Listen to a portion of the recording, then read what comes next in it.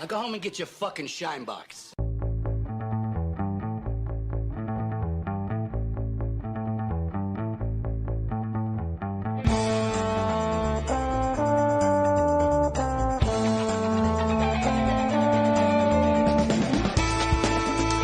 Hello and welcome to the Corona Cinema podcast with me, Leon Waite, and I'm joined this week by Ross. Good evening. And back after a hiatus, Mason. I'm back. Hello. Guess who's back? But Matty's not here because he owes me money, so he knew if he came on the podcast, I'd ask him, and I don't like to do it over text. So he had to swerve this week. I've not had an episode of Matty for about 2 months, I reckon. Was he on the last episode? Yeah, he watched He did Candyman. Yeah, he usually he wouldn't watch the film in cinema, but he'd be around. And then one time Did he? One time I felt like he hadn't seen any of the films. He just played the game, so he was there. He Yeah, I remember that. Yeah, he just likes to linger. Yeah, fair enough. I saw a film this week. Probably the film we should have talked about, but I decided to do Cinderella because I wanted to mix it up. We're doing cinema releases, wanted to mix up, do one that's actually on streaming because Cinderella's a Amazon Prime joint, and the next one as well, Green Knight, is going to be on Amazon Prime in cinemas as well. But Shang-Chi was obviously the bigger, more important release this week. I thought it was really good. Basically, so we won't do any spoilers, but just general discussion, Ross. I thought it's now it's been how long has it been? Nearly a week since I saw it. I think it's it might actually even be a top 5 MCU film quite easily for me. Maybe even the best origin story. Not gonna lie. Yeah, that's what I was gonna say. It's one of the best origin stories for sure. And obviously, I love Infinity War and the first Avengers and whatnot. And there's a lot of good sequels, but Ragnarok and stuff, I love them. But I think as far as origin stories go, it's 100% up there with definitely. I'd say a top 3 origin story, along with Iron Man, maybe Spider-Man or something. But yeah, I really enjoyed it. It's very different, and I feel like that's one of the first time in ages I've actually really appreciated choreography, because there's that scene at the start where the mum and dad first meet, and it's some of the most beautiful choreography you'll ever see. Have you seen Crouching Tiger, Hidden Dragon? No, I haven't. Obviously, there's a lot of influences in this film, but that was the one I've actually seen, and that was clear. And that kind of that elegant, the less intense fight scenes, that one. That was that's where you saw the influence of that. That was really cool. It was fighting and dancing mixed together. Yeah, and plus the scenery, it's one of probably one of the most visually stunning, as in a beautiful kind of way. The way it looks with all the kind of Chinese stuff in there, it looked really cool. I really like that part of it. It all just works so well. You have that kind of stuff. Some really some of the best action in the MCU. I think about the scene on the bus, for example, stuff like that. Some of the best acting. Tony Leung, who plays the dad, insanely good. Just an insane presence. And then you also have the kind of the Asian Black Panther in terms of representing a different minority culture and all that kind of stuff. It's all just good. Some of that the stuff you have to have in MCU film was less appealing to me. You're always gonna have, without spoiling it, you're always gonna have that kind of stuff that happens at the end with the CGI. All that kind of shit has to just go down. It's the Marvel formula. You have to do it. And that was less appealing, but you kind of accept that. But everything else, just really good. Probably should have talked about that instead, but we're going to talk about a film, which, spoiler alert, it's fucking shit. But obviously we're going to do Respect as well. But then I was Respect. We just know the exact conversation that Respect would be. You said, it would be United States versus Billie Holiday or Judy, where it's pretty good performance. Well, I didn't think Renee Zellweger was that amazing in that film. But yeah, pretty good performance, good music, bad film. So don't want to do that one. Doing Cinderella. There's more to talk about about Cinderella. About why it's bad, and but we're not talking about that because head to head. Okay, the head to head where we put 2 films up against each other of a similar theme, genre, something, I don't know. This week because we were going to do respect. That's what inspired this, but then we didn't do that anyway. I'll go. Actually, no, it's still linked because Cinderella's a musical, but it's the best-selling soundtracks of all time. The Bodyguard is the #1 best-selling soundtrack of all time worldwide. Dirty Dancing, the other film, is the best-selling in the UK and the third highest selling of all time. Saturday Night Fever in at #2. But yeah, let's get into it. The Bodyguard. A former Secret Service agent takes on the job of bodyguard to an R&B singer whose lifestyle is most unlike a president's. Why would you do a synopsis like that with a plot point about the president without explaining what that even means? That's very weird, but we move. I never actually read the synopsis before I copy and paste it. Yeah, there you go. The Bodyguard. Ross, what do you make of it? It's the first time I've watched it. It's kind of just what I was expecting from it. Like, it's not bad, but I think if this was the same film but without like two big stars, it would be nowhere near as like popular. And without I'll Always Love You as well being like the staple for this film, it would be nowhere near as like popular as it like has become. But it's not like bad though. It's just kind of, I think a lot of the like all three of these films this week, it kind of just does what it says in the tin. That's the kind of like vibe I got from it. But yeah, I think that's right. Like that's why I really like this film, is because of the strength of the movie stars, or in Whitney Houston's case, just an outright star. Like you just feel like even when she's not the most convincing actor, which I think she still does a pretty decent job in the film, but just her presence and the strength of her voice and her personality can just overcome all the other flaws pretty much in this film.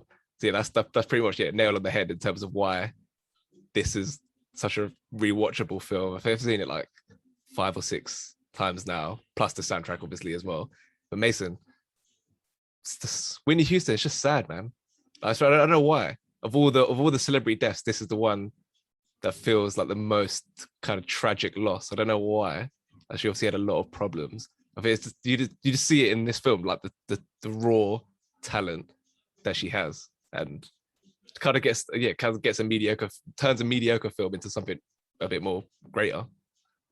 Yeah, her presence is just like really charming, isn't it? Like, but it's weird because although I feel like she's so like high up there in my ratings and everything like that, I don't actually know that much about her. I just know that obviously she had a tragic death. She's probably like one of the best singers ever. But when it comes to like her personality and stuff, I've probably seen like a few clips, but still not enough to actually have like a judgment on who she is actually like as a person. And yet you watch this film and you're just like, that's why it hits so hard. I reckon that she's not here anymore, because all of like the older generation who speak about her, you watch this film, you can easily see why people love her, and you yourself, you can fall in love with her as a character. But also, I don't think that's wrong. I don't think you fall in love with her as a character. I think you fall in love with her. Like, at least you think you fall in love with Whitney Houston as you're watching this film. And yeah, like you said, I think her performance probably isn't even that good, but it still feels infectious, and it still feels, you're almost happy to see just this film on her, because it's probably the most you're going to get to be able to actually see her. Do you know what I mean? Like, and like sort of like 2 hours to be able to watch like Whitney Houston content, basically. Sounds like Kevin Costner felt the same way in real life. He did. I don't know if he did the eulogy at her like funeral. Like, I don't know if it was the eulogy or he just made a speech, but like his like speech was like proper like emotional. He described her as like his one love and all that kind of stuff. So clearly he was very taken with her in this film, which is understandable, to be fair.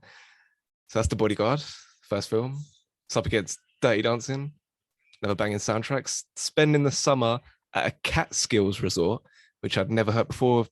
Putting a synopsis in here, I don't know what Catskills means. Is that the name of? No, because it's called Kellerman's. I don't know what Catskills is. Catskills resort with her family. Frances Baby Houseman falls in love with the camp's dance instructor, Johnny Castle. Dirty Dancing, an absolute classic.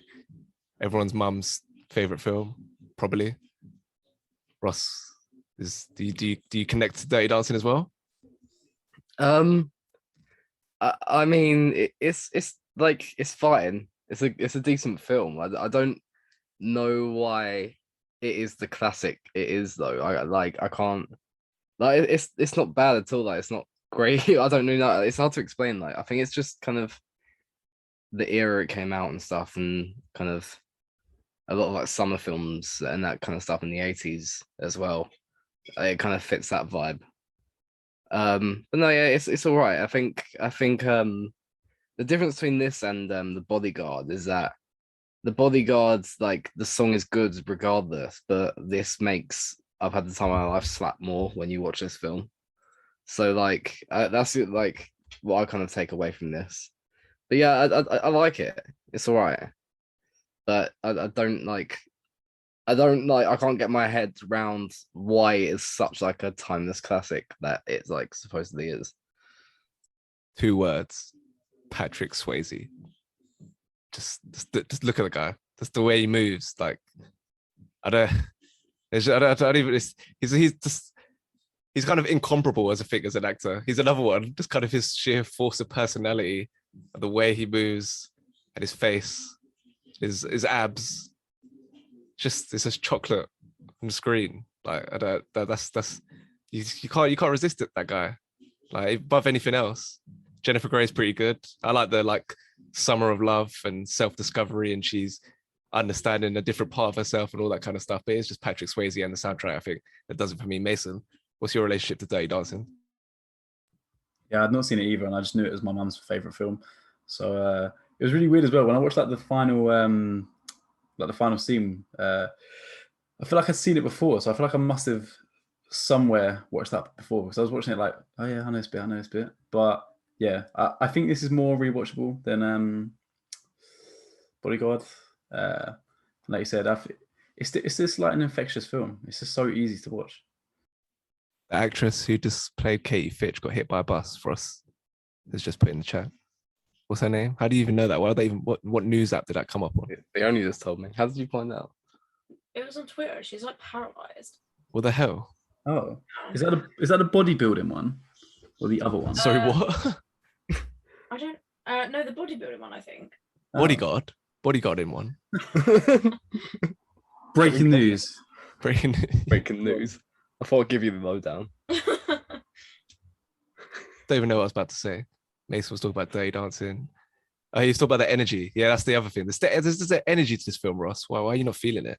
That summer vibe, experiencing something new. You just see on you see on Jennifer Grey's face how breathless she is when she walks into what do you describe them as? Like the help, they're not servants, like the working class people when she goes to their little place on the site and it sees them dancing. Like you see how breathless she is. She's just taken with this whole energy, and I feel that energy just carries the way through. So I've seen this several times. I like Dirty Dancing. I'm not sure which one I like out of these 2 films actually. It's a bit of a toughie. But yeah, let's get into the categories. Performance already hinted at some of the aspects of the performances I like across these 2 films. It's actually a hard one. Who's more dominant, Whitney Houston or Patrick Swayze? That's what it hinges on. I think there's more bad performances in Bodyguard, like in the background, like the publicist. I think he's what's it called for us? The Roman Kemp's dad, who's in Spandau Ballet. And Martin. Yeah, and that's his brother, the publicist in the Bodyguard, he's also in Spandau. I don't know if Spandau Ballet, but yeah, he's his brother. And yeah, he's just really bad. Just so like, we get it, you're a dick, and you only care about her profile or whatnot. It just kept going. He just rode it on and on. It didn't feel like a real character. And yeah, I think that's probably the worst performance out of the 2 films. But yeah, I'm not sure where I'm going with this one. Mason, where you leaning to for performances? It's got a couple of powerhouse performances across the 2 films. Bodyguard probably got 2 good performances in the lead, although a lot of people didn't like the acting in Bodyguard. I thought it was pretty good. Yeah. I thought they had good chemistry, but yeah, where are you leaning? I'd agree with the other people. I didn't really enjoy the acting that much in Bodyguard. Like I said, I really like Whitney Houston, and I think Whitney Houston shined through out of both these films like miles. Like yeah, she was insane. But I think that was just Whitney Houston being Whitney Houston. I don't really think when it comes down to acting, that was like good. I think she was just.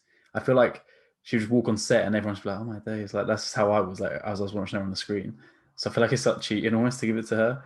So I think again both films have a nice amount of bad acting in them, but I reckon I still reckon Dirty Dancing. I reckon they kind of push towards a bit more emotion. Like you have the girl who has the abortion and stuff, so you get a bit of tears and stuff. The abortion subplot was a bit weird. Well, it was quite well handled, to be fair. But we could talk about that, I guess, in story. But yeah, no, I disagree. I think there's really good chemistry between the two leads in Bodyguard, especially the date scene. That's probably not my favorite sequence. The best bit is the end. That's just really well done. That whole bit at the end with the gun in the camera. Everything about that was really good, really well. They build the tension well. That bit. That's probably the most rewatchable bit. But the date scene I thought was really effective, especially when they're sitting down. That's when Whitney really comes across strong, when she's sitting down trying to entice him, I guess. And they have their little dance with I will always love you. Someone like a slower version of it. I think can't remember exactly what it sounded like. Very mad as well how I only found out like a couple of years ago that I will always love you wasn't her original song. It was Dolly Parton. Yeah, very shocked to find out. But Ross, performances. I still haven't decided. I'm still undecided. I like The Bodyguard. But Dirty Dancing, I think Jennifer Grey is actually pretty good. Patrick Swayze have already talked about his charisma. So what performances, what do you think, Ross? I think James Corden is the rat. So I think it's got to go to Dirty Dancing purely because how like Patrick Swayze commands a screen. Like he whenever you're watching, it's like it's always all eyes on Patrick Swayze. Like he commands every single scene he's in, like and like takes the lead in every single scene. I think Whitney does that to a certain extent in The Bodyguards, but it's not as like kind of I can't think of the word, but it's not as like upfront as like Patrick Swayze is, and I think that's kind of what would tip it for me. So yeah, I think I'd have to go to Dirty Dancing, but I think in general anyway, I think obviously like the background acting is in neither film is like particular, like the kind of B actors in either film are particularly like strong. But I think if you're looking at it, you've got to look at the two mains of each film. And I think as a pair, Patrick Swayze and Jennifer Grey just kind of they do it better and a more kind of there's more depth to their characters, there's more kind of for them to work with than in The Bodyguard, I think. I'm gonna go for The Bodyguard, but I'm outvoted. So Dirty Dancing gets the point. One of the actors in The Bodyguard, who was a very crucial part of the story, which is probably the biggest flaw in the movie, her sister. She doesn't even have a Wikipedia page, so it tells you a lot about her acting career. But yeah, that is the biggest flaw. Her arranging a hit on her sister because she's jealous of her success. And like, and then what, is anyone going to tell Whitney or Rachel Marin, anyone going to tell her about that? Obviously she dies at the end. Is everyone going to tell her that her sister tried to have her killed because she was a bit jealous?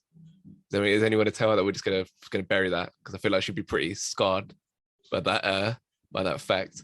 But it's just very outrageous and how that all plays out. And yeah, and why did the guy who she hired, like obviously she didn't know, she just spoke to a guy in some bar who arranged it to have the Kevin Costner's friend, that other bodyguard, for him to carry out the hit.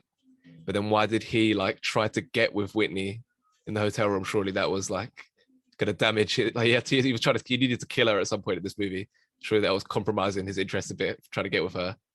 And yeah, it's just a lot of that stuff is just the worst part of the film, and this kind of drags the story down significantly. Whereas Dirty Dancing, it has a specific goal: this summer of discovery, summer of love, and it kind of sticks on that path throughout. So I'm going to give it to Dirty Dancing. Mason, do you share the same concerns for that plot point in The Bodyguard? It makes sense because even after she's killed by an assassin, like a hitman, there's still another hitman going after Whitney. Like surely, like you kill her, you're like, oh, took her now. Like we'll allow it. But it's like, no, we're going to carry on going. And it's just, I think, I don't know, maybe like back then when it was the reveal that he was the hitman, it must have been like, oh my God, it's him from earlier. Oh my God. But like when it when it happened, I was just like, what? Why? It's just stupid. It makes no sense. I don't get me wrong, you get a good scene out at the end of it, but yeah, it's just like it's just so damaging to the story. And even her fancying Frank, it's just a bit weird. Like she takes it so personally, and when she tries to lip him, it's just so awkward. Like it's just, yeah, I don't know. Yeah, she just needs to stop. Like, yeah, I don't know. Bad vibes, I guess. But you know, I guess you can't help who you have feelings for. But yeah, storyline wise, I think Dirty Dancing, like you said, it kind of has progression, and you see their journey, like the two leads, you see their like kind of love story, and it works. It works. I mean, don't get me wrong, it's still a bit cringy, like the way the dad's like, I know it wasn't you. Like at the end, like it's still a bit like, okay, like he's like, it's fine, like you can get with my daughter now. It's like, all right, like, but all in all, yeah, the story is better in Dirty Dancing. I'm not sure how old she's meant to be in Dirty Dancing. She's like 26 in real life. But like, there's always jokes about it. Like, this is very inappropriate. Like, it's an adult hitting on a child, basically. Like, maybe she's like 17. I'm not sure if that's right or not. I don't know. In the Netflix bio, it said 17-year-olds. I'm pretty sure. I remember seeing that. Okay, yeah, you kind of just want to ignore that, to be honest. Bit fucked. But in defense of the Bodyguard, in terms of like their love story, I think I like their love story in terms of like two people with very specific goals. They can't have too many people close to them because of the nature of their jobs, and like slowly forming a connection with each other. I like that. But yeah, the whole thing with her sister just almost derails the whole thing. Was that what it was? Were you rolling your eyes, Ross, when it was revealed like the sister has a little breakdown in the cabin? She's like, I went to a bar in East LA. I told him I'm gonna kill her or whatever. Yeah. Just a major flaw in it. I was genuinely confused. I like it was so dumb. I was actually confused about what was going on. I had to like rethink about like, so she's all the hit because she's jealous of her. You know what? Like when I was watching, like I said, I was watching with the only. I said out loud, I was like, she's gonna be the killer, but because I can tell by, I don't know, I could just tell by what was gonna like how the film would go on that he would like either die for her or something like that. I could, like, you can tell that from the start that that's what's gonna happen. Yeah, it's. What else was I gonna say? No, you know what? The storyline got ruined for me as well because he drinks like insane amount of orange juice in this film, right? And I looked up, I looked up like, why does he drink so much orange juice? And then one of the fucking like things was like, when he gets shot in the chest, I was like, oh great, okay. So I know that he's gonna get shot in the chest then, sick. Why have me looking up why he drinks so much orange juice? Has that led to me knowing like that he's gonna get fucking shot? Sick. But yeah, no, regardless, I think just because of like the dumb plot and like that's a really dumb plot point, like having your sister being jealous, like she wants to kill you. Like, well, what's that gonna like? I don't know. Like she literally works for her as well, and that's what makes it kind of make even less sense. Like she's literally paying your wages. So I don't know. Yeah, I think just without having to even say anything about Dirty Dancing, it gives Dirty Dancing the win for that one for me. So yeah, Dirty Dancing is my vote. You know, it's also weird about the Bodyguard. Like, it's pretty cool for one. They don't like in 1992. There was no discussion of race. Like it's an interracial couple. Like that would have been very out there in that time. But even more that's pretty cool to like not even acknowledge that in a way. But then there's no like acknowledgement of the fact that she was going to win Best Actress, or she did know she wins Best Actress, and was the first Black woman to ever win Best Actress at that time in the film.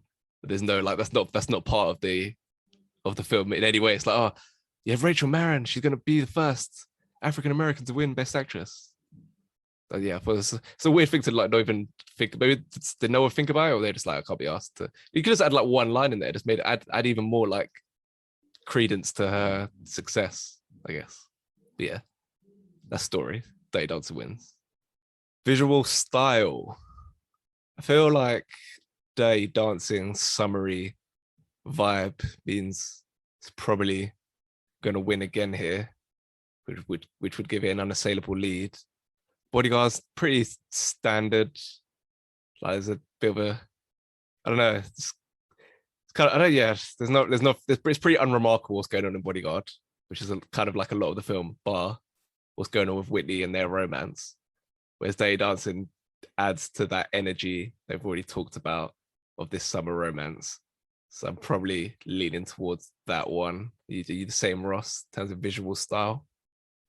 Yeah, I suppose there's not really too much to say about this one, just because the Bodyguard is just it is what it is. Like it has nothing special, I guess. Like there's a scene at the start when it's kind of like quite dark and like lots of like blue colors, and it was quite cool. But that apart from that, the rest of it is kind of it's just being filmed with no like kind of nothing extra in there. Whereas yeah, Dirty Dancing, it is all like summery and it's all like green and looks really nice. And like when there's a scene when they're in the water and that kind of stuff and in the forest, and it all looks really quite nice.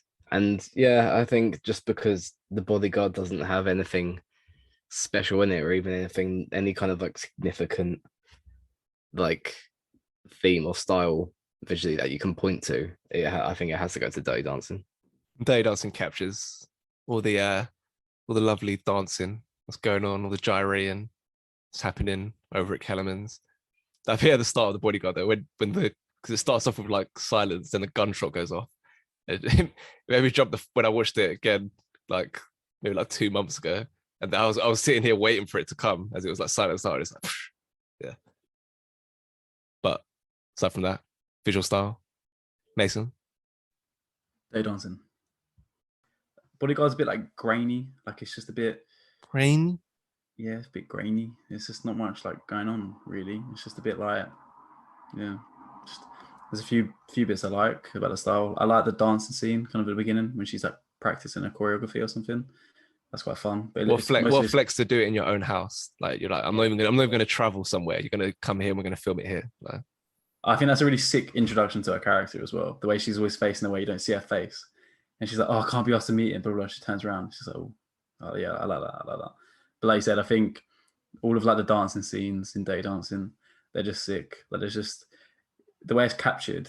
It's either like very like sexy, or like when they're actually like teaching each other how to dance. I really like that. I love it when she's like practicing by herself as well, dancing down the little bridge. oh, it is. Yeah, that's one of my favorite bits. With that song when it's playing, it's like It's like better than some. yeah. Yeah, I really like that as well. That's one of the first things I think of this film. I really like her as well when the whole Hungry Eyes montage, like when Hungry Eyes plays, and there's like a montage going on, and at the start of it, it's when she's being led by the pregnant woman, like she's behind her, teaching her how to do the movements with Patrick Swayze. I really like it as well. Having 3 people in the dance for some reason works really well. Like it just makes it for some reason. Should try it. We should recreate that scene. That'd be so fun. Should we actually? Yeah, I'm down. Let's try it. That'd be so funny. Don't say anything. That will just be in the non-living room in that house, just recreating the Dirty Dancing thing. Yeah. Make sure you watch the scene tonight, everyone, so we know what we're doing. Yeah, that's your homework. Wait, who's what character then? I'll be Baby. I want to be behind. I'll be the blonde woman. Mason's Patrick Swayze. Sweet. Cool. So visuals. We've all said something. So that's Dirty Dancing wins again. Fucking hell, it's bare peak on the Bodyguard. You know, sometimes it just goes that way. Tone. We basically talked about the tone. It's just that energy. In the summer, I feel like we're all gonna go Dirty Dancing again. Bodyguard. It's very like something regal about the Bodyguard. It's a nice slow burn. 2 people just gradually linking up, whereas Dirty Dancing is a bit more vibrant, a bit more ferocious, all the dancing. So yeah, but we're gonna go Dirty Dancing. Oh well, that's just how it's going. It's how it is going, isn't it? It's a bit peak, really. It's a bit racist if you ask me. But Mason, tone. Yeah, it's just Dirty Dancing, really. I guess. Like, I mean, I'm really trying to think of a case to back the Bodyguard, because like I said, it's not actually that bad. I mean, I just had so much like disrespect towards the film before I even started watching it when I saw its IMDb score, and I was like, wow, yeah. No, that's harsh. Like the IMDb score is fair, but the Metacritic, they've gone too far. Yeah. That's definitely racist. Not even joking. That's what happened with Boomerang, the Eddie Murphy film, where it's just like a perfectly fine romantic comedy, but it's all black people. So all the critics were like, the fuck is this? This like a science fiction movie while all these black people are doing well in their jobs. So it's got like a red Metacritic. That's definitely the case with The Bodyguard. There's something going on there. It's just not that bad. And it got nominated for loads of Razzies as well. Like it's just fine. Like I'll need to read the reviews on the Metacritic score as to why it's so low, just to read in between the racism. yeah. Ross, you go and Dirty Dancing as well for Tone. Yeah, all right, I love Dirty Dancing. Yeah, I'll go Dirty Dancing. I think yeah, the only thing I would, this doesn't really do with anything like the tone or anything, but I have to say it. Like, there's one bit in there's Dirty Dancing really makes me cringe when he does it twice with the pregnant lady or the abortion lady, and he's like, Johnny's here, and like when he hugs her, I'm like, what are you saying? Why are you talking about yourself in the third person? Yeah, exactly. Johnny's here. Like, what are you doing? Just, you don't have to say that. They didn't have to add that in either. It doesn't like do anything for his character. I don't know. Yeah, that's kind of what I have to say. This has got to go with Dirty Dancing, hasn't it? I do feel sorry for the Bodyguard though, but yeah, Dirty Dancing it just kind of is better anyway. But not like 4-0 better, but it's better. All right, yeah, Dirty Dancing, as you say, is 4-0 up, but none of that really matters because the big one is the last category, which is what is the best soundtrack. And right now, I'm going to get up the actual songs so I can remember what's going on here with both of these films. Like, you remember like the iconic songs from each of them, but then what is the full track list going on here? You got in Bodyguard, obviously you've got here we go. I Will Always Love You, which is like one of the big songs like of all time. I Have Nothing, probably prefer that as an absolute tune. I'm Every Woman tune. Run to You, I like it. Queen of the Night's the one that's a bit doesn't feel like it's Whitney. It doesn't feel like a Whitney Houston song. It's the one that plays in that weird scene with where she's performing and then they all kind of swarm the stage and she's getting like dragged off. That's really weird the way that plays out. That he has to rescue her and get away. And then also one of the funniest scenes actually after he rescues her and he basically ignores Tony, the big bodyguard who was there before him, like ignores his plan. And then when Tony comes back, like Kevin Costner's in the kitchen eating an apple, sitting in the kitchen. That's really like the nice blue lighting going on there. He just slams open the door, then runs and just tries to beat him up, and he's just like, yeah, no, bro, no chance. I really like that. Seems really fun. That's quite bad as well, but it's also really funny. Jesus Loves Me. That never listens to the actual song, but they do the little what's it called when there's no music behind? It's just a cappella. Them two when they're in the cabin, her and her sister. Jesus love after she's arranged to kill her. They're just singing together, yeah. The rest of these songs, I don't actually know who they are, but we covered the big ones. Whereas Dirty Dancing, as I search it again, could have just got this up beforehand, but that's how we do. Always improvising over here. Dirty Dancing, just bangers. There's a lot of bangers going on here. I've had a time of my life, obviously, elevated, like you say, by the context of that scene. I really like the bit when they're kind of when she's standing on the stage and they're all kind of like jamming up towards her in the aisle. It's so funny. Yeah. All getting low. They're just yeah, that's really funny. Be My Baby tune. She's like the win. I really like. I listen to that quite a lot. Hungry Eyes. Then after that, don't actually know any of these songs. Which does that detract from Dirty Dancing winning? Because I think Bodyguard has got a lot more that I listen to and I'm familiar with. But Dirty Dancing has 3 or 4 iconic, probably 3 iconic, another good one as well. Soundtrack. What are you saying, Mason? What's the bet? I don't. Yeah. Maybe go by the songs that are actually in the film. I guess that makes more sense because like a lot of these songs on the actual album aren't as prominent. But in the terms of songs that appear in the film, I guess you have the advantage. Bodyguard has the advantage of having Whitney Houston performing songs in the film. Did you Whitney Houston out here doing it? Yeah. Dirty Dancing has some very iconic pop songs. What are you thinking? I think because you see Whitney performing some of the songs, it's never for long enough in the film. That's the thing that always annoys me. I want to see the 3 minutes of the song, but it's always just like it'll be like a panning shot just around her as she sings one like the chorus and it's over, and I'm like, all right, safe. Like I want a bit more than that, but I don't know. I feel like I need to give something to Whitney, as a put some respect on her name. She's not here to defend herself, so maybe I should give the vote probably to the Bodyguard. I think it's probably more like it's got like the four like, but it's just because it's Whitney Houston. I'm really trying to like justify, but it's just because it's Whitney Houston because they're such good songs.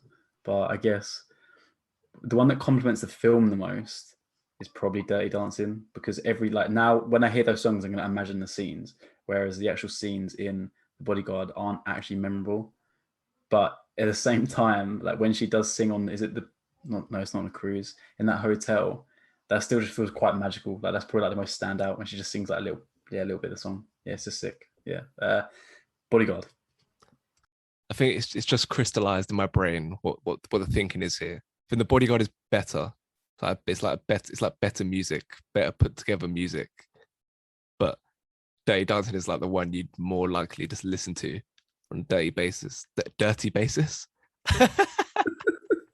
maybe on a dirty basis, but on a daily basis, maybe more of a vibe going on with Dirty Dancing.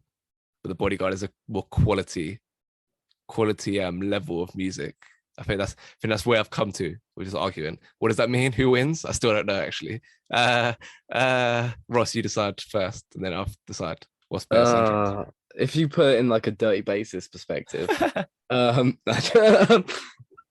quite hard, isn't it? Because the Bodyguard songs, as you say, they've got the weight of Whitney actually like singing them in there, which like completely like is I think is what throws this vote. I mean, I Will Always Love You, obviously, and I Have Nothing are like the big ones, and they're big ones. Do you know what I mean? Like, that's kind of a note that what Mason's saying. It doesn't like play for long enough any of the songs, and like I feel like I Have Nothing plays for like 30 seconds, like 4 times throughout the film.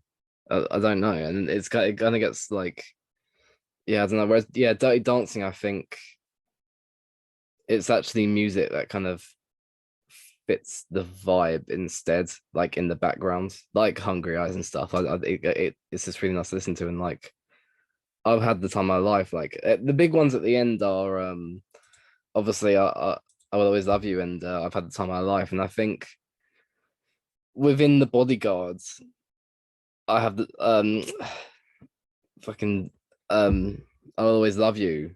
It doesn't change how much that song like slaps, but when having I've had the time of my life at the end of Dirty Dancing makes that song like slap a lot more. It makes that song a lot better because of how it is within the film. So I think I want to give a vote to the Bodyguard because all my other votes have been Dirty Dancing, but I can't like keep my like I just prefer Dirty Dancing kind of the soundtrack more because that's kind of I don't know. I'll go Dirty Dancing again. Yeah, I have to go Dirty Dancing. I've decided. I just listen to those songs more. I listen to those songs probably too much. Not gonna lie, from Dirty Dancing. It's gotta have to be. But need to put some respect on Whitney's name. Turning her grave after a 5-0 defeat for her best movie. Not sure how many movies she actually made. I might just look that right now. She's obviously in linking to the Cinderella conversation that we're gonna have. She was in a Cinderella in the 90s, playing the fairy godmother with Brandy as Cinderella. Yeah. I need to watch that. It's on Disney Plus. Have you not seen it before?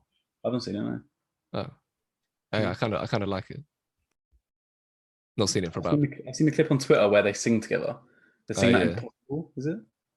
Do they? I can't remember. There's a little clip of them singing Impossible, yeah. No, it's just, it reminds you, yeah, like the way Brandy's looking at her, you're like, yeah, it's the aura. It's the aura. I'm not seeing. Oh, that was a TV film. That wasn't even an actual movie, but it's still a movie, but it's a TV film. Her actual like cinematic credits. There's only like 2 more after The Bodyguard. But yeah, I know one more in 2012. I know that was after she died. No, she didn't die. She died in 2014. Anyway, a whitewash win for Dirty Dancing over The Bodyguard, but I still like The Bodyguard. I'll watch it again, and I'll definitely watch Dirty Dancing again. Two rewatchable classics.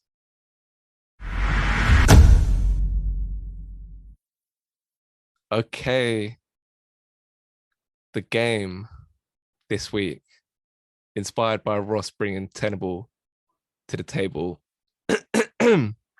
I've come up with my own one for you guys to go through. And what was it, Ross? Is it how many lives do you have? Like 4. You have like you lose 3 lives, and then if you get it wrong again, you're out. You lose 3 lives. Is that between? So you're going to both try to do this. If you lose 3 lives between the two of you, There's 3 lives each when you're trying to get all 10. If you get 3 wrong, you're out. And on the show, you have to get 5 to get through as well. It depends how hard this is, obviously, how many lives you get, I think. now you know what. Just make up my own one. You're allowed 4 between the two of you. You're allowed 4 incorrect ones, and then once that's done, you're out of here. So the category is the top 10 highest rated MCU movies on IMDb as of September 6th, so 3 days ago. Because Shang-Chi was obviously just out in cinemas now, so you never know what could happen with that one. So I've put it as of September 6th, just in case. So between the two of you, you're going to try to list the 10 films that are highest rated in the MCU on IMDb. 4 incorrect answers between the two of you. After that, you're out. Understood? Understood. Yeah, understood. Right. All right. Mason, you can go first. Infinity War. Yep, that's number 2. Yeah. Start with the obvious ones. Endgame. That's number 1. Avengers 1. That's number 5. Okay, those are the obvious ones. I'd say Iron Man. That's number 7.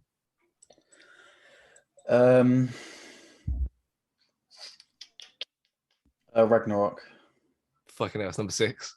Okay, it's quite easy. Winter Soldier. That's number 9. Civil War. That's number 8. Okay, it's fucking easy. I thought this was hard. Spider-Man Homecoming. Wrong. That's the wrong Oh, answer. Right, so how many we got left? So you've got 3, 4, and 10 left. isn't that obvious ones? First Guardians of the Galaxy. Oh Yeah, that's number 4. Black Panther. Second wrong answer. Oh fuck! I'm letting the team down. What's number 3, man?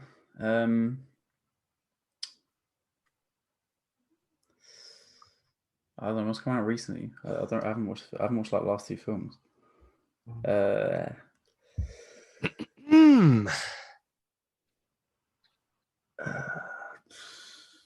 MCU, yeah. Yeah. Guardians of the Galaxy 2. Yeah, that's number 10. Mad. Stop cheating, Ross. Yeah, stop cheating, Ross. Man. Well, I'm not cheating. You are. You're I'm looking getting around. inspiration. I'm getting inspiration, man. We're recording the meeting, you know. We can see you cheating. I'm just getting inspiration. I'm thinking of characters. So you've got 2 incorrect answers. You have 2 more tries to get the number 3. That's all you have left. That should be obvious. Say again, Mason. We only have number 3 left. Yeah, that's it. Yeah, and you can't say anything, Mason. It's Ross's turn. Come on, Should man. be obvious if it's number 3. You think? Oh, we've said it's definitely not Ultron. It's none of the other Iron Mans. It wouldn't be the first Captain America. Wouldn't be any of Thor's.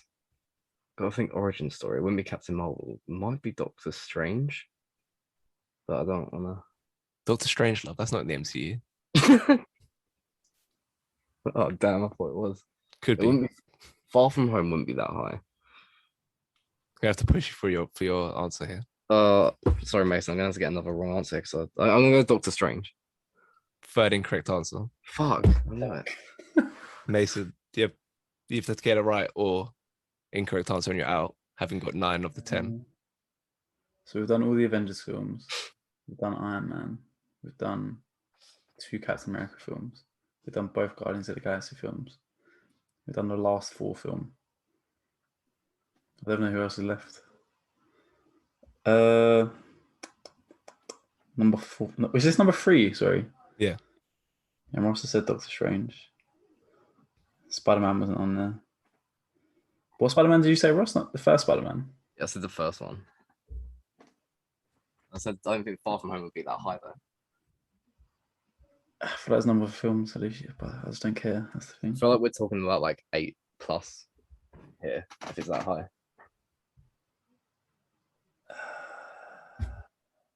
Shang-Chi. Yeah. Oh, I thought we weren't doing Shang-Chi. No, I said I did from 6th of September because Shang-Chi might have gone up and down between me putting this list together because obviously it's still recent. Yeah, it's number 3. Yeah, should we check right now what it actually is? So it was like an 8.1. I reckon it's gone down a bit. Shang-Chi. An 8 now. Oh, is it? Yeah. That's probably, it might have slipped below. Maybe it slipped below Guardians and Avengers. I don't know, because it has less votes, don't it? Probably, yeah. Yeah. You know who else is sick in Shang-Chi? Awkwafina. Oh yeah. I really love Awkwafina. What's the film she's in? That's meant Crazy to be Rich Asians. There's another one that I want to watch. Farewell. The Farewell, yeah. Oh, The Farewell, yeah. I want to watch that. Apparently it's good. Really? Yeah, it's one of my favorite films the last 10 years. The Elite Ross. Really? Yeah. It's coming on Netflix soon. I think it might even be on it might be on Amazon still anyway. Yeah. It's on my Letterboxd watch list. Yeah, I'll watch sick it soon. Yeah, she's sick in that. Okay, that's the game. Well done. That's the game. And that's the game. You got 10 from 10. Fair play. Yeah. That was too easy though. Need to do something now. Ross can do it next time. Do think of something. I'll make a game next time. Yeah, go on.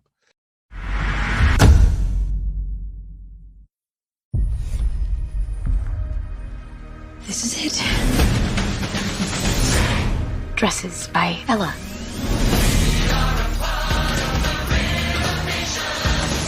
Here's a laugh. This girl fancies herself a businessman. Cinderella. It's only my love for your father, rest his soul, that stands between you and a life on the street. I have to make a life for myself. I'll sell one of my signature dresses. Soon everyone will know my name.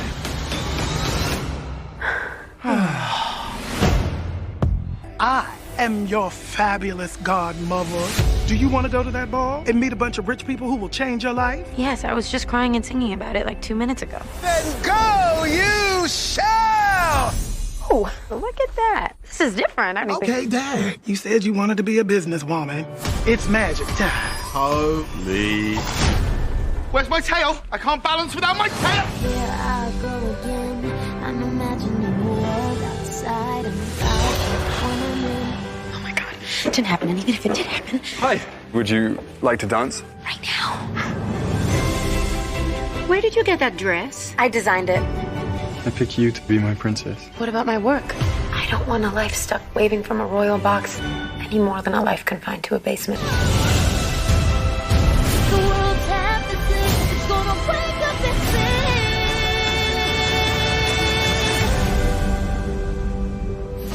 sing. They're glass. Any way you can make them more comfortable? No. But you just did a whole thing. Even magic has its limits.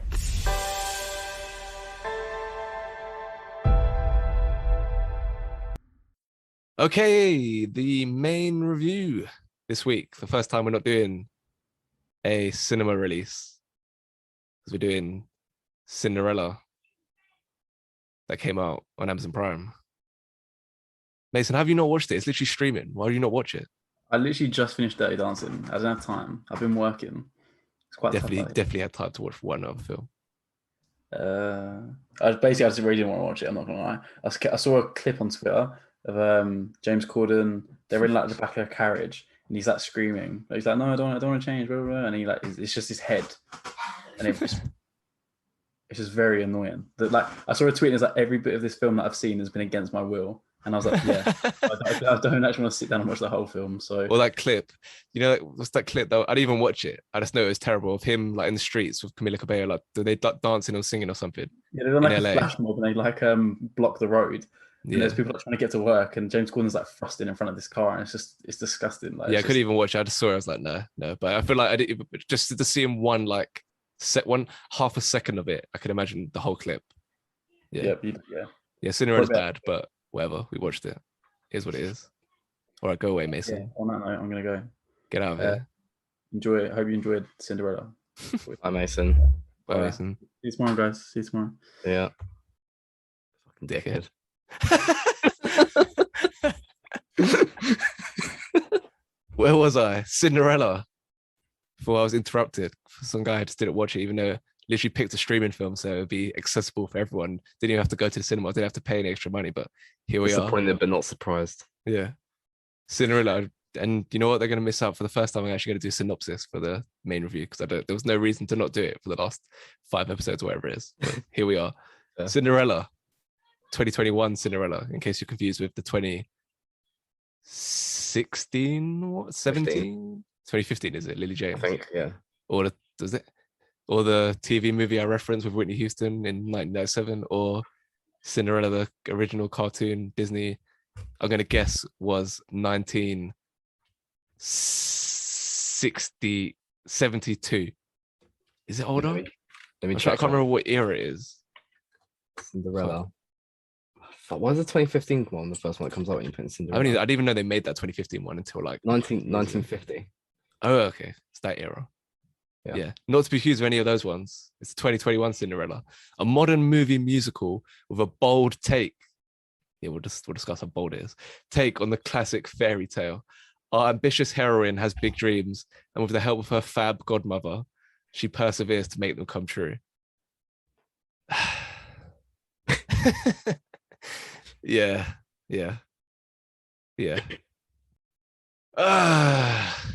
Not gonna lie, actually wasn't even that bad. No, it's bad. It's like bad, but because it's have you seen movies like this before, like the jukebox musicals, where it's just musicals, but it's using songs that are already out in the world? Yeah. So like that doesn't really make a good film, but like it can be salvaged by just hearing songs that you like within the film, and that kind of makes up for it. Like I watched Rock of Ages because I was watching all the Tom Cruise films, and he's in that.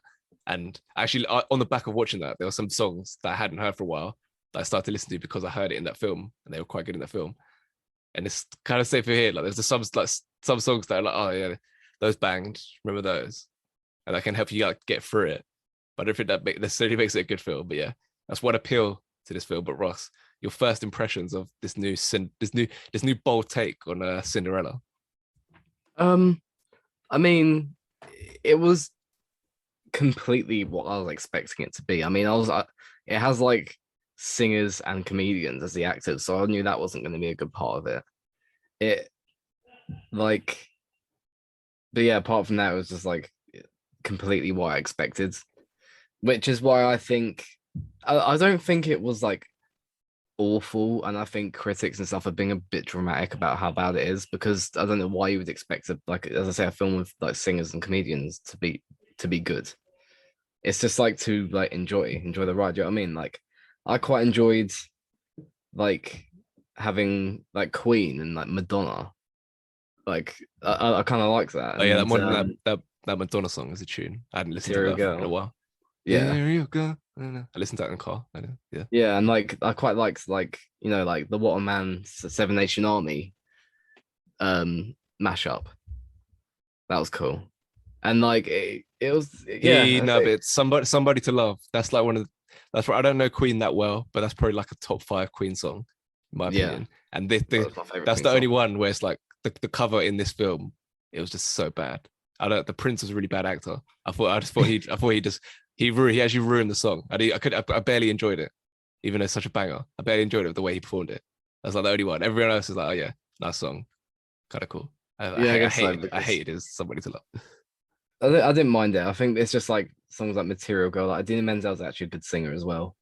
And she's actually the only good actor as well, probably in this film. Probably, yeah. And like I don't know, am I wrong in there? That's just that's a tune. That was really random. That's the other thing. It was random, yeah.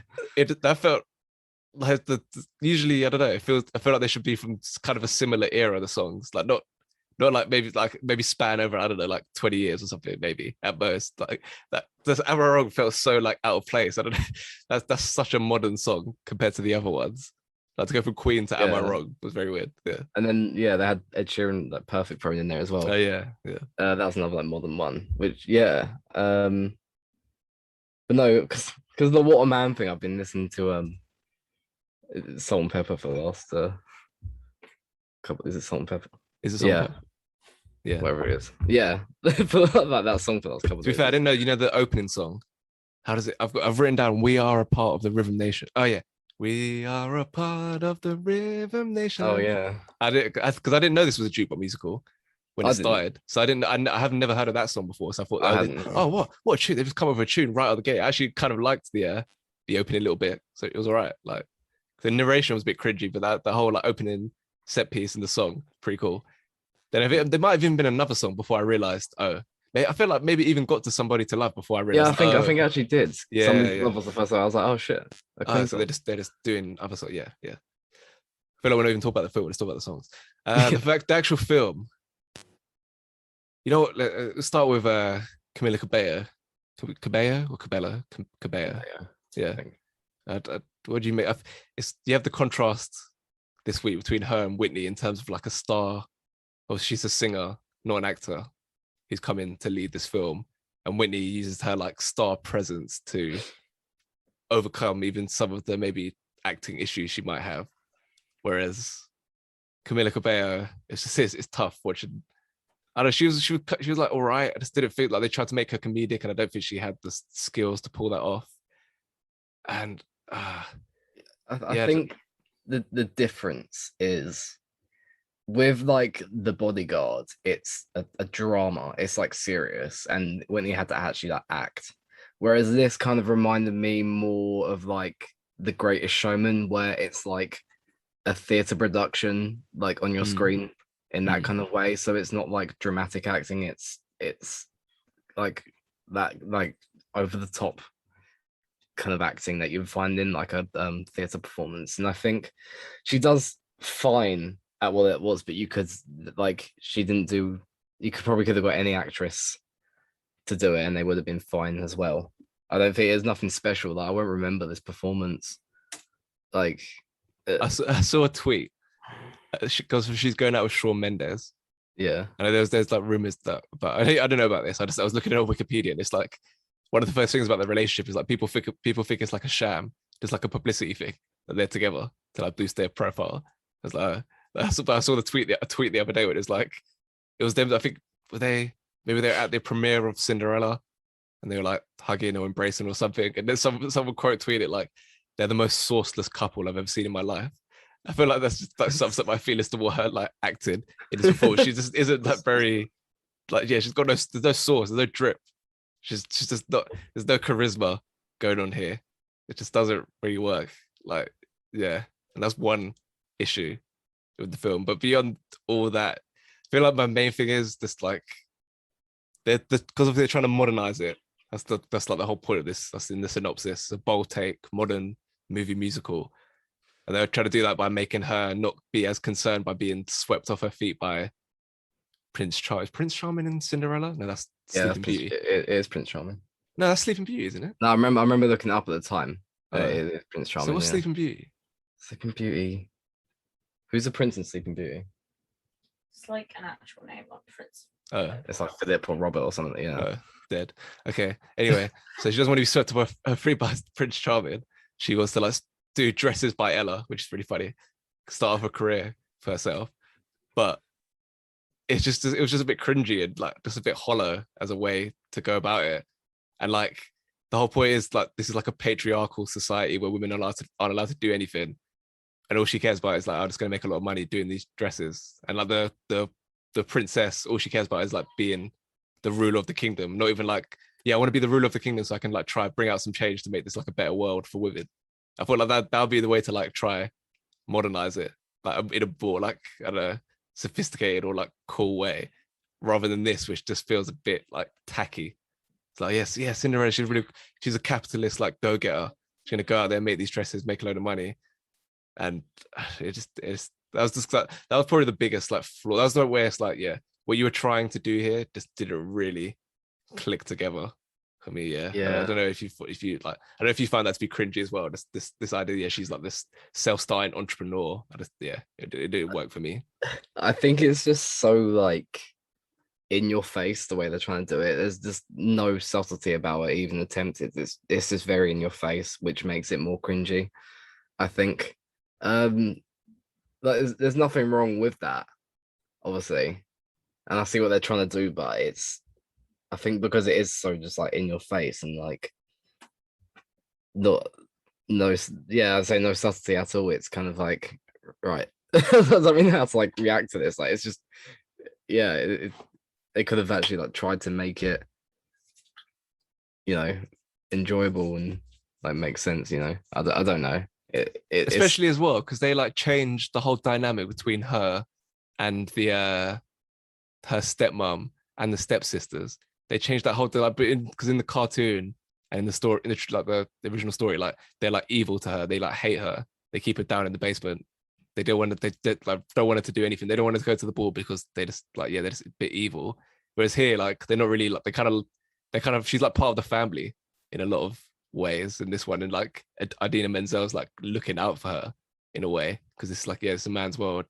You need to know your place. Like you just need to find a husband and try to get through, try to make the best that you can with it. So that's even more of an opportunity to try. Maybe her quest, Cinderella's goal is to like change this world rather than just going out there trying to make money. So it all just kind of fell apart for me in that sense. And even beyond that, just the pacing of it, like I never felt like we were like building towards the end like movies should do. Like there was like a 3-act structure going on here, as even just like basic elements of film were just not very good. Yeah, I don't know. Did you like anything else about it other than the songs? Like, no, not really. No, so, like, I don't know. Actually, no. Do you know what I was like? I did like see it in like British comedians just popping up. No, yeah, like it was just quite funny to being like, oh, it's Ramesh Dragon Nathan, like it's just like and like Rob Beckett's literally the guy she's gonna get married to. It's quite funny. And what's his name? James Acaster. James Acaster. Making pasta. Just James Acaster making pasta. Quite funny. Yeah. I felt like James Corden was a random one to throw in with Ramesh and James Acaster because he's actually like a star. They should have got like another for some reason. I don't get the hate, man. He's not that bad. No, he's bad. Like, do you know what thing was James Corden? Is like he was actually funny like when he was just here, like on Kevin and Stacey and A League of Their Own. Then he like created this whole persona for America where it's like the cringiest thing ever. But for some reason they like him. But I don't even think they like him because everything you see online is like they hate him. So I'm not sure like who's supporting what he's doing. Like it's weird, but he's like one of the most powerful people. Like he produced this film. He's actually like a real powerful like Hollywood person. All right, he's probably the one who got like the British comedians aboard actually. If he was producing it. Doc Brown as well, doing a bit of rapping. Oh yeah, I was going to say he's Doc Brown popping up because he was like the announcer, wasn't he? I like Doc Brown. I can think when I see Doc Brown, I can think about as in when he's a drug dealing in between us. Yeah. Yes, I do sell drugs, but that's not the point. He's come a long way. Now he gets to rap. He gets to rap in this. Where's Cinderella? What's the place called? Is their name for like the town? I feel like they say something. I feel like they call it something where Cinderella Town. I don't know. I can't remember. I know you're talking about. I can't remember though. Yeah. I feel like they say something. I'm pretty sure. Cinderella, ambitious, patriarchal. Maybe not actually. Yeah, I don't know. I can't think. Gonna take the throne. No one's like to take the throne of Draconia. I don't know. Yes, I think it's just like the kingdom, isn't it? Like the kingdom. Yeah. Cinderella. Yeah, but do I have anything to even say other than that? There's not much to say, is there? Like it's just kind of, it's just not very good. I like the songs. I've voiced my like biggest flaw. What's going on? Nice to see some British comedians. That's about it. Even has some more acting talent in there. To be fair, Pierce Brosnan and Minnie Driver as the king and queen. They don't really get that. Even that whole thing felt like tacked onto the plot as well. Their little like drama and her, like him being like, "Yeah, you don't marry for love, you marry for power." She's like, "What? Are we not in love?" And all that Pierce Brosnan, like her, like not letting him sing. I think that's kind of taking the piss out of like Mamma Mia because obviously he can't sing.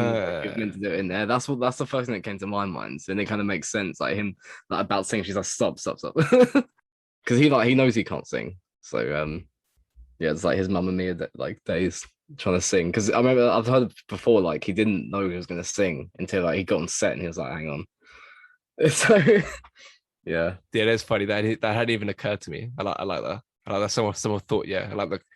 I don't know if it was the screenwriter Kay Cannon directed it as well, where she thought of that. Yes, that's a nice little detail to put in there. I actually liked her. She's one I haven't seen much of her work, but that's why I was kind of disappointed in this film, because I heard her on a podcast, Kay Cannon, the writer director. She was really cool on that podcast. She directed Pitch Perfect, all of the Pitch Perfects, but the first one is the only one that's good that I care about. Actually, no, Pitch Perfect 2 is still all right. Pitch Perfect, by the time you get to Pitch Perfect 3, it's terrible. Perfect 1's way better. Yeah, Pitch Perfect 1's, yeah, that's actually good. So I was rooting for her. So yeah, disappointed with her effort in this one. Yeah. Yeah, it's a bit sloppy, isn't it? It's a bit lazy, I think.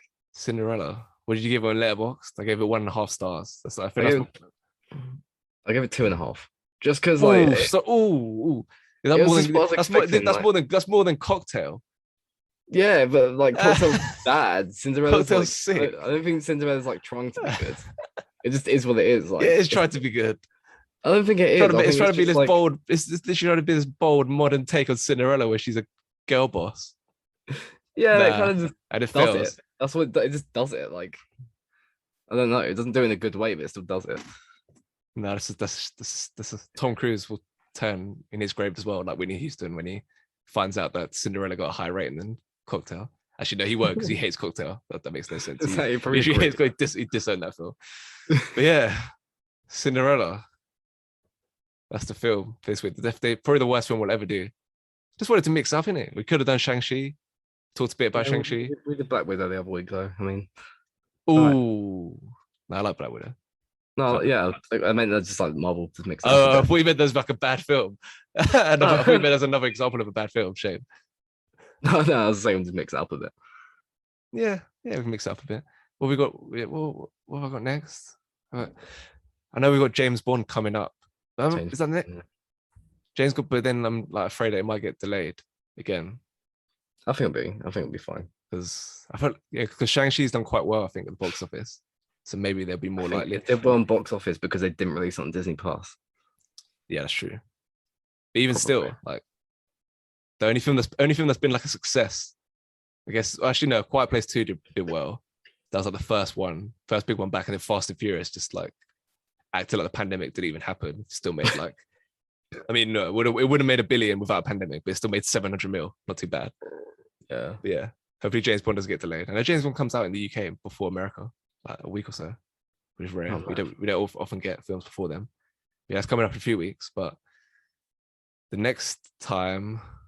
Now, you know what? Let's stick to the actual format of the ending that I do, where I say what we're doing next as like the last thing after I say at Corona Cinema on Instagram, at Liam Wayne 98 on Twitter, Spotify, Apple, Google, Amazon, Stitcher, Podbean. Next episode is randomly. I was just looking at Netflix, saw the Karate Kid, the Jaden Smith one. I was like, I actually like that one. I know Matty likes that one as well. So I thought we could compare that to the Karate Kid, the original from 1984. So we go those two up against each other in the head-to-head. I'll to assume Matty will come on the next episode. Oh yeah, that's true. Yeah, if he's still running away from his debt to me, we'll see him forever again.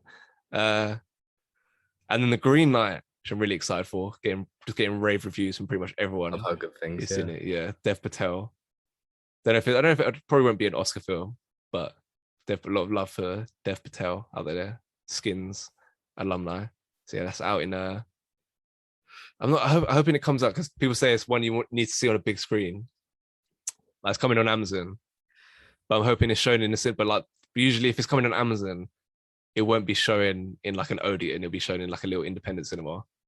So I won't even be in London at that point. I'll be in Hull, which is like even limiting the options of where you could even go.